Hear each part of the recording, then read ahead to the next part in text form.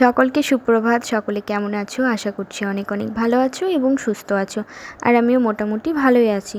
তো সকালে ঘুম থেকে আমি মোটামুটি 6:30 থেকে 7টার মধ্যে উঠি, যেহেতু রাত্রে অনেকটা লেট হয়ে যায়, বাবু ঘুমাতে লেট করে অনেকটাই। ওই জন্য সকালে উঠতে আমাদের অনেকটাই লেট হয়। তারপর ঘুম থেকে ওঠার পরে আমি ঘর বারান্দাগুলো একটু ঝাড়ু দিয়ে নিই। তারপর আমি চেঞ্জ করি। তার মধ্যে বাবু উঠে পড়ে ঘুম থেকে, ওকে ব্রাশ ট্রাশ করিয়ে নিচে নিয়ে যাই, নিচে খাইয়ে তারপরে আমি ওপরে বিছানাগুলো তুলতে আসি। তো এইদিকে আমি বাবুর কাঁথাগুলো গোছাচ্ছি। ওর যেহেতু 2 বছর 3 মাস বয়স হয়ে গেল, এখন আর ও ডাইপার একদমই পরতে চায় না। আর ডাইপার পরলেও ও ওতে টয়লেট করতে চায় না, ওই জন্য আমি কাঁথাগুলোই ব্যবহার করি।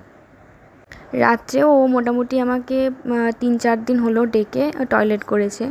আর ওই দিকের ঘরের বিছানাটা পরিষ্কার করে এই দিকের ঘরে আসলাম।